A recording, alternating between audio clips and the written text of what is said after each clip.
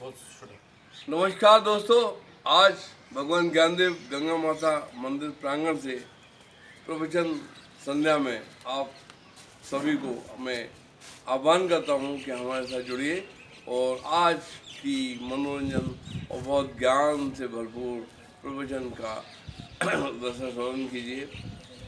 कल हमें एक ईमेल मिला सूरत से।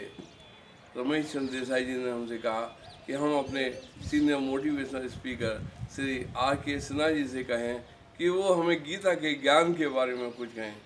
हमारे स्पीकर साहब हर दिन हर पल किसी भी सब्जेक्ट को बोलने के लिए प्रेरित हैं, तैयार हैं आपकी सेवा में। इसलिए आज हमने उनसे अनुरोध किया और आज उनको सुनिए गीता के ज्ञान पे महत्वपूर्ण चर्चा। धन्यवाद। आपसे निवेदन है कि हमारे इस यूट्यूब चैनल को सब्सक्राइब, लाइक और शेयर अवश्य करिए। So nice. इतनी अच्छी संध्या में आप सभी का स्वागत है। और आज मैं देख रहा हूँ कि जितने हमारे पार्टिसिपेंट्स हैं सबके चेहरे पर बहुत अच्छी मुस्कान है, सभी हंस रहे हैं और बड़ा अच्छा खूबसूरत आपके चेहरा का भाव जो है वो बता रहा है कि आप लोग कितना इंजॉय कर रहे हैं। रियली बच्चों, अगर ज्ञान की सही परिभाषा, सही चीज़ आपको मिल जाए, ज्ञान का अर्थ मिल जाए तो जीवन सफल हो जाता है। और जीवन ही सफल नहीं होता है, लाइफ पूरी जीवन मुस्कुराने लगती है। केवल ये छोटे पल नहीं रहते हैं, हर पल आपका सुखमय हो सकता है, खुशमय हो सकता है और आनंद से भरपूर हो सकता है। हम लोग जो कुछ भी कार्य करते हैं हम लोग खुशियों को प्राप्त करने के लिए करते हैं।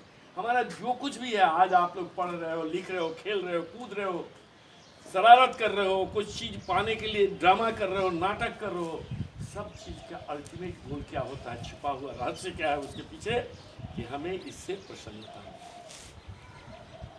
किसी को चोरी करने में मन लग रहा है, किसी को डकैती करने में मन लग रहा है, किसी को आवारागर्दी करने में मन लग रहा है, किसी को पूजा पाठ करने में मन लग रहा है। अल्टीमेट जो है आपका जो खोज है, आपकी जो चाहत है, वो सिर्फ है आपकी अपनी प्रसन्नता। लेकिन हम एक सामाजिक प्राणी हैं, समाज के अंदर रहते हैं, हमें समाज के नियमों के अनुसार चलना है, हमें अपनी प्रकृति को समझना है, हमें अपने आप को समझना है, हमको अपनी प्रकृति को भी समझना है, हमको अपने साथ साथ दूसरों को भी समझना है। केवल हम नहीं हैं, ये कहीं संसार के हम एक प्राणी हैं, तो हमें सबको साथ लेके चलना है, सबके साथ जीना है। जो सामाजिक नियम है, जो सामाजिक ढांचा है, उसके अंतर्गत चलना है।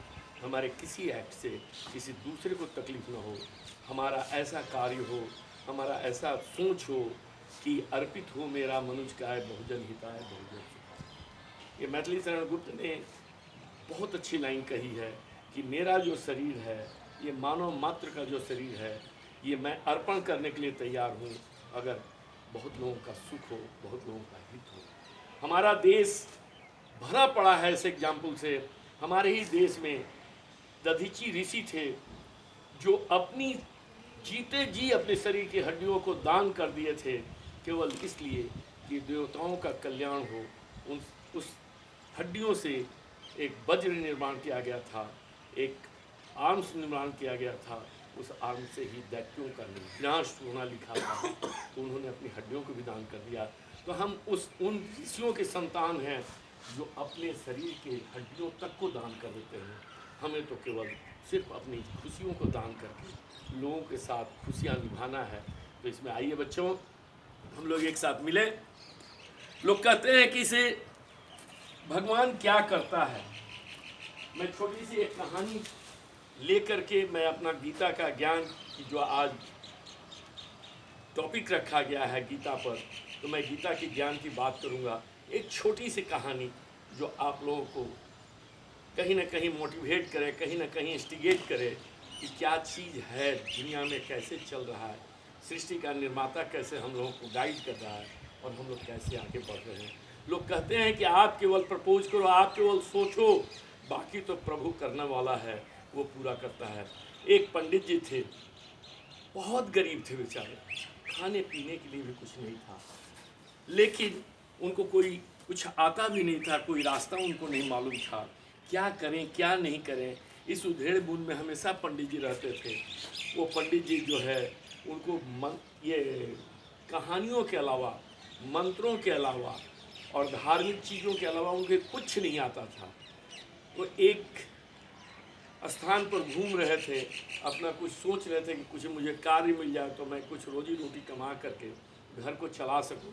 कहीं कुछ नहीं मिला, क्योंकि उनकी कोई स्किल नहीं थी, कोई नॉलेज नहीं था जहाँ जा कर के वो लेबर कर सकें और अर्न कर सकें। एक सुनसान में मंदिर था, यहाँ बहुत इक्के दुक्के लोग आया करते थे। लास्ट में हताश होकर के वो उस मंदिर पर बैठ जाते हैं, कहते हैं कि चलो कोई नहीं मिला तो क्या हुआ, ये जो भगवान यहाँ मूर्ति में विराजमान हैं उन्हीं को मैं कथा सुनाऊंगा और उन्हीं के नाम पर मैं चलूँगा, कुछ मिल जाएगा तो मैं खा लूँगा, नहीं मिलेगा तो जय राम जी की। तो वो मंदिर में बैठ जाते हैं और मंदिर में रोज़ कथा सुनाने लगते हैं। कोई सुनने वाला नहीं है, क्योंकि कोई भी इक्का दुक्का आता है मंदिर में, अपना हाथ जोड़ता है, प्रणाम करता है, निकल जाता है। लेकिन पंडित जी अपने काम में जो वो सोच करके आए थे कथा सुनाने का, वो भगवान को कथा सुनाते थे और पूरी श्रद्धा विश्वास के साथ हनुमान जी को कथा सुनाते हैं उस मंदिर में, राम जी को कथा सुनाते हैं। इसी बीच में पंडित जी की लड़की की शादी ठीक होती है और उस शादी के लिए 100 रुपये की ज़रूरत थी। 100 रुपया पर हंसिएगा मत, क्योंकि 100 रुपया आप लोग जो देख रहे हैं, हम लोग के समय में भी 100 रुपया जो था आज की जो है बहुत बड़ी थी। आप लोगों के लिए तो हम लोग के बराबर चवन्नी के बराबर हो गई है। लेकिन 100 रुपया जिस दिन हम लोग को मिल जाता था तो हम लोग को 15-20 दिन के लिए हम लोग निश्चिंत हो जाते थे। बहुत बड़ी अमाउंट थी हम लोग के बचपन में, जब आप लोग के जैसे थे तो 100 रुपया बहुत रुपया का लगता था। तो 100 रुपया उसकी शादी की खर्च आ रही थी। अब पंडित जी की वाइफ बोल रही है कि 100 रुपया चाहिए, कहाँ से मिलेगा। अब पंडित जी को तो अठन्नी चवन्नी वहाँ मिलता था, जो चढ़ावा में लोग चढ़ा देते थे, उसी से भोजन चलता था। पंडित जी ने कथा में बोला, प्रभु मैं तो किसी को नहीं जानता हूँ, मैं आपका मजदूर हूँ, मैं रोज़ मजदूरी कर रहा हूँ और आपके सामने ये निवेदन करता हूँ कि लड़की का शादी है, अब तुम कथा सुनते हो तो तुम ही हमको दो, मैं नहीं जानता कहाँ से आएगा। खैर प्रभु तुम जो पत्थर की मूर्त है वो तो बोलेगा नहीं, लेकिन पंडित जी ने अपनी श्रद्धा से उस पत्थर की मूर्त को सुना दिया। कुछ दिनों के बाद, 2-4 दिन के बाद एक सेठ आता है उस मंदिर में। सेठ आता है, उस रास्ते से गुजर रहा था, देखा सुनसान में मंदिर, तो सोचा कि यहाँ पर थोड़ा सा प्रणाम कर लिया जाए। और ये मंदिर खाली रहता है तो हम जब याचना करेंगे मंदिर में जा कर के भगवान से मांगेंगे कुछ, तो कोई सुनने वाला नहीं है तो कोई हंसेगा भी नहीं, क्योंकि बाकी मंदिरों में भीड़ रहती है, वहाँ कुछ मांगने जाते हैं तो लोग सुन करके हंसेंगे कि इतना बड़ा सेठ और आया है मांगने पत्थर की मूर्त से। तो आज एकांत में भगवान के सामने बैठ करके इसके सामने याचना करेंगे कि प्रभु हमको भी कुछ चाहिए, हमें दो। वो सोच करके उस मंदिर में इंटर करता है। मंदिर में जाने के बाद भगवान के सामने हाथ जोड़ता है, वहाँ कोई था नहीं, तो बोलता है कि प्रभु जो दिए हो वो थोड़ी कम पड़ रही, कुछ और दो। सेठ को लालच था, कुछ और दो। प्रार्थना करता है, तब तक उसको कुछ आपस में बातचीत की आवाज़ सुनाई देती है। 2 आदमी बात कर रहे हैं। अभी कान लगाता है कि इस सुनसान मंदिर में आया कौन, तो सुनाई देता है कोई कह रहा है, हनुमान सुनो, पंडित की बेटी की शादी है, 100 रुपया उसे कहीं से इंतजाम कर दो, 100 रुपया का खर्च है पंडित को। तो दूसरा आदमी बोलता है, प्रभु श्री राम आपका जो आदेश मैं इंतजाम कर दूंगा। अभी बड़ा रहस्यमयी आवाज़ पर पीछा पड़ रहा है कि क्या बात थी। तो उसको सब कैलकुलेट करने के बाद ये लग रहा है कि शायद श्री राम जी हनुमान जी को आदेश दे रहे थे कि 100 रुपया इंतजाम कर दो, और हनुमान जी ने कहा है कि 100 रुपया कर देंगे। सेठ बोला कि बड़ा जल्दी तो मामला मेरा सलटा, मुझे तो पैसे का इंतजाम हो गया। पंडित तब तक आया तो सेठ ने बोला कि सुनो, एक काम करो, मंदिर में जो कल चढ़ावा चढ़ेगा वो तुम मुझे चढ़ावा दे दो और मैं तुम्हें 50 रुपया दे दूंगा। प्रलोभन दिया। पंडित आश्चर्य में, क्योंकि पंडित को तो कुछ मालूम नहीं है। पंडित सोच रहा है कि प्रभु की अपार कृपा हुई, 50 रुपया मिला। और सेठ सोच रहा है कि कल तो हनुमान जी देंगे 100 रुपया चढ़ावा चढ़ाएंगे। अब मैंने अच्छा सौदा कर लिया, इसको 50 रुपया पकड़ाऊंगा, 100 रुपया चढ़ावा मेरा हो जाएगा। तो सेठ जी तो बड़ा खुश हुए कि चलो 50 रुपया का फायदा हो रहा है। अब पंडित चकराया हुआ है किसी कहाँ से सेठ आ गया और 50 रुपया के न्योता दे रहा है। खैर साहब दोनों खुश हो गए। दूसरे दिन सेठ आया, शाम के समय हो रहा था, बोला कि भैया आओ चढ़ाओ लाओ। तो पंडित सब जोड़ जाड़ कर बोला कि ये 3-4 रुपया तो चढ़ाया है, ऐसा तो आया नहीं। अब तो सेठ पड़ गया फेरा में, कहा कि तो भाई 100 रुपये हनुमान जी नहीं दिए, ये तो धोखा कर दिया हनुमान जी। लेकिन चूंकि बात कॉन्ट्रैक्ट हो गया था तो उसको 50 रुपया देना पड़ा 3-4 रुपया के बदले में। सेठ बड़ा मायूस हुआ, पंडित चला गया कथा उठा कह करके अपने घर। सेठ आया उधर गुस्सा में रात में, आ करके हनुमान जी को जाकर ये घूसा मारा, मुझे धोखा दे दिया, 100 रुपया बोला कि देंगे पंडित को, और दिया 50 रुपया, ये 3 रुपया, मेरा 50 रुपया का कॉन्ट्रैक्ट फेल कर गया। हाथ जब मारा तो हाथ चिपक गया मूर्ति में, अब हाथ छूट नहीं रहा है, मूर्ति में ही चिपका हुआ है। अब कितना हो कोशिश कर रहे हैं, छूटे नहीं। अब पंडित ये सेठ घबराया कि रात का समय हो रहा साहब, अब इस रात में बिराने में पड़े रहना पड़ेगा, सुनसान मंदिर, मेरा हाथ छूट नहीं रहा, मूर्ति से हट ही नहीं रहा। अब बेचारा बहुत कोशिश कर रहा है लेकिन हाथ छूटने को तैयार नहीं है। तब तक फिर उसको वही आवाज़ सुनाई दी जो पहला दिन सुना था। तो किसी ने पूछा, हनुमान मैंने तुमसे कहा था कि पंडित को 100 रुपया इंतजाम कर दो, तूने किया? तो बोला कि प्रभु 50 रुपया का तो मैंने इंतजाम कर दिया था, 50 रुपया पंडित को मिल गया, 50 दूसरे 50 रुपया के लिए मैंने एक आदमी का हाथ पकड़ा है। सो ये हाथ तो अब तभी छूटेगा जब ही 50 रुपया मिल जाएगा। अब सेठ सुना क्या, ये तो मेरे ही बारे में है, ये तो मेरा हाथ छूटने के लिए 50 रुपया देना पड़ेगा। तो कह रहा है कि हे हनुमान 50 रुपया ले लो, लेकिन अब मेरे को छोड़ दो। तो 50 रुपया रखता है और हनुमान जी वहाँ से, ये सेठ जी वहाँ से चले जाते हैं। समझे? इस तरह से प्रभु जो है 100 रुपया का इंतजाम उसके लिए कर देते हैं। तो जो प्रभु पर विश्वास करके चलता है, जो भगवान पर भरोसा करता है, भगवान हम ही लोगों के बीच से कोई ना कोई साधन जुटाते हैं, कोई ना कोई बहाना जुटाते हैं, और उस साधन और बहाना से उसको इंतज़ाम पूरा करते हैं। अब इसके बाद हम लोग गीता की बात करें, आइए और गीता की उपदेश को सुने। क्योंकि ये जो चीज़ें थी, जब तक आपका माहौल नहीं बनेगा, until unless you are prepared yourself for listening something which is of a particular line, तो ये जो था मैं आप लोगों को ट्रेनिंग कर रहा था, या आप लोग पहले तो भगवान पर विश्वास करना सीखें, उस पर भरोसा रखें। भगवान आपके हर कदम पर आपके साथ है। अगर आप उसके माध्यम से भरोसा करते हैं तो डेफिनेट रहिए, निश्चिंत रहिए, आपका कर्म होगा ही, आपका कार्य पूरा होगा ही। इसलिए हर चीज़ आप नहीं कर सकते हो इस नश्वर दुनिया में। आपको जहाँ हर चीज़ बदल रही है, सब चीज़ बदल रही है, तो इन परिस्थितियों को स्वीकार कर ले। स्वीकार करके जो चीज़ नहीं आप बदल सकते हैं उसको उसके ऊपर छोड़ दीजिए, वो आपका जिम्मा लेता है और आपकी कार्य को पूरा करता है। तो आइए गीता का ज्ञान क्या कहता है। सबसे पहला गीता का पाठ में ये सिखाया जाता है कि अपने आप को पहचानो। Know your self, brother, know your true value. हम अपने आप को ही नहीं जानते हैं और हम दावा करते हैं कि हम सब चीज़ को जानते हैं।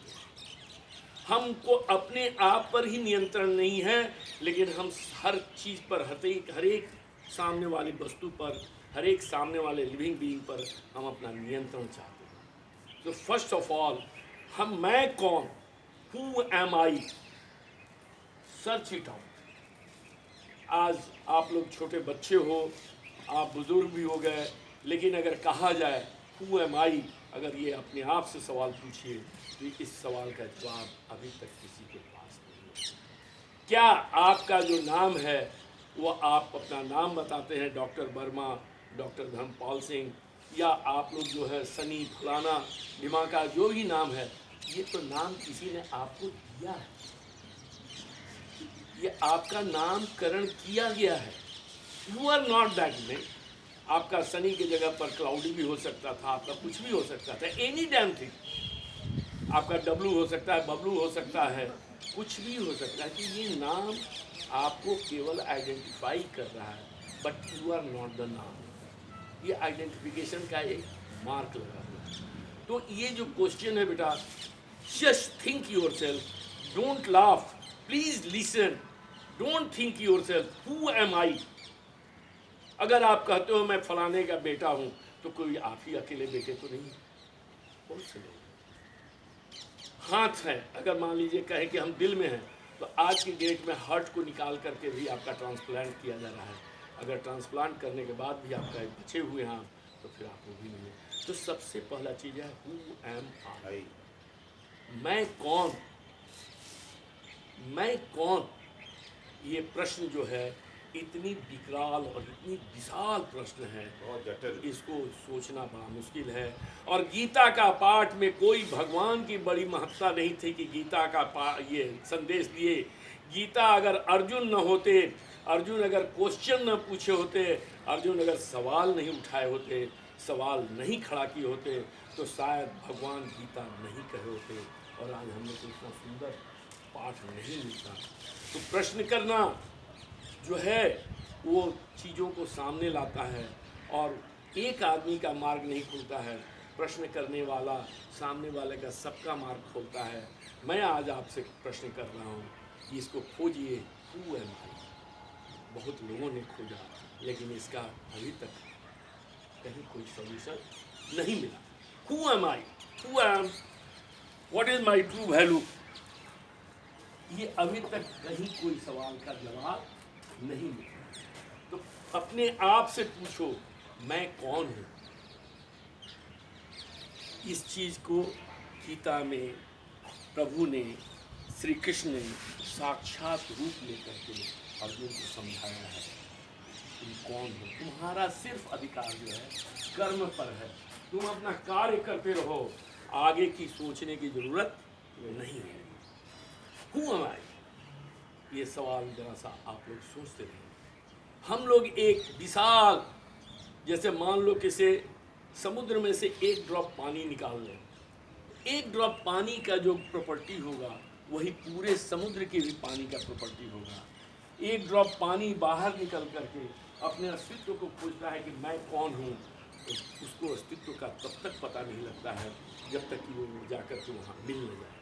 और जैसे ही वो समुद्र में मिलता है, उसकी अस्तित्व खत्म हो जाती है, फिर वही विराट रूप होता है। और इसी को आज तक लोग समझाते आए हैं। लोग जब भी इसको डिफाइन किए, आत्मा और परमात्मा, कि परमात्मा का हम एक अंश हैं आत्मा के रूप में, वहीं पर दो हो जाते हैं और वहीं पर हम जुदा हो जाते हैं। क्योंकि हमको जब मेन सोर्स से निकाल दिया गया तो हमारी एक आइडेंटिटी हो जाती है, और यही आइडेंटिटी का नाम माया है, और इसी में हम लोग भटक जाते हैं। एक ड्रॉप पानी निकाल करके लाते हैं, और वो बूंद जो है पानी का इतराता है कि मैं बहुत कुछ हूँ, मैं सारी प्रॉपर्टीज को रखे हूँ, लेकिन तब तक उसकी प्रॉपर्टी का ज्ञान नहीं होता है जब तक कि उस सागर में मिल नहीं जाता है। लेकिन जैसे ही मिलता है तो अस्तित्व ही खत्म हो जाती है, तो फिर वो विराट रूप हो जाता है। तो हम भी उस विराट रूप के एक अंश मात्र हैं। हम उस अंश को लेकर के हमको इतराना नहीं चाहिए। जो दुनिया में हो रहा है, जो होने वाला है, सब कुछ उसी में समाहित होना है, अल्टीमेट वहीं पर जाना है। और दूसरी ज्ञान है कि ये प्रकृति जो है रोज बदल रही है। बदलाव जो है, चेंज इज जो है मस्ट, चेंज होना ही है, प्रकृति को बदलना ही है। हर दिन बदलाव हो रहा है। आप पहले नन्हे से बच्चे थे, माँ के गर्भ में थे, वहाँ से निकले, बिछावन पर आए, आज इतने बड़े हुए, और हम लोग की तरफ देखो, बड़े होते होते आज हम लोग अवसान की ओर जा रहे हैं। ये प्रकृति जो है हमेशा बदल रही है।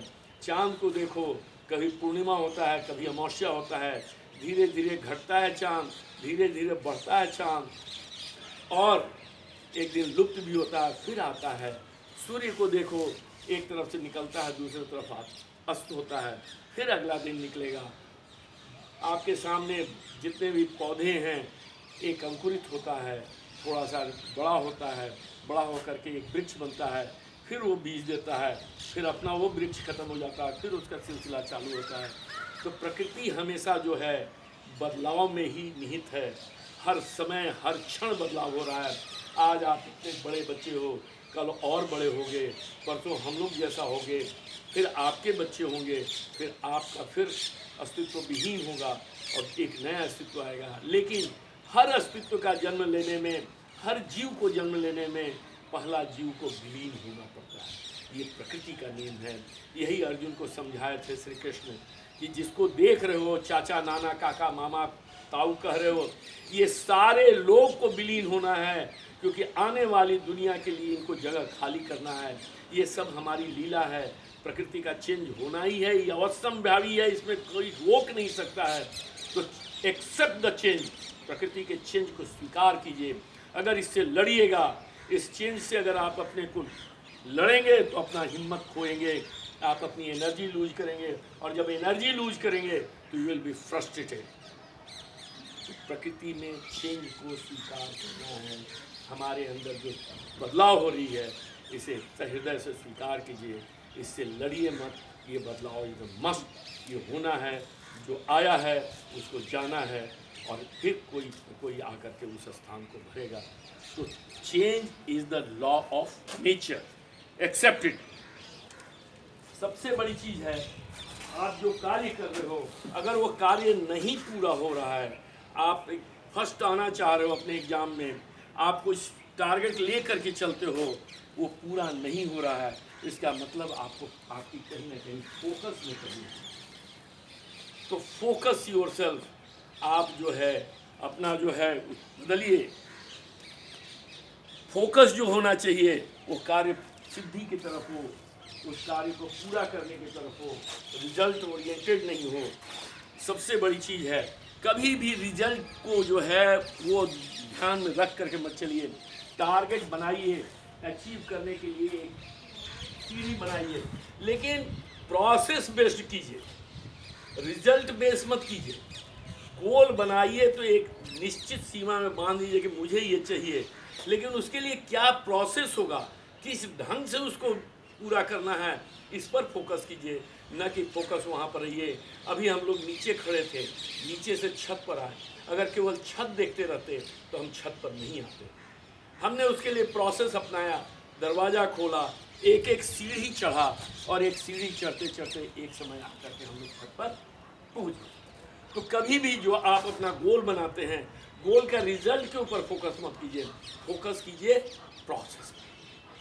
तो प्रोसेस बेस्ट फोकस होना चाहिए, न कि रिजल्ट। और इसी को गीता में श्री कृष्ण ने बोला है, कर्मण्येवाधिकार रस्ते माँ फलेषु कदाचन।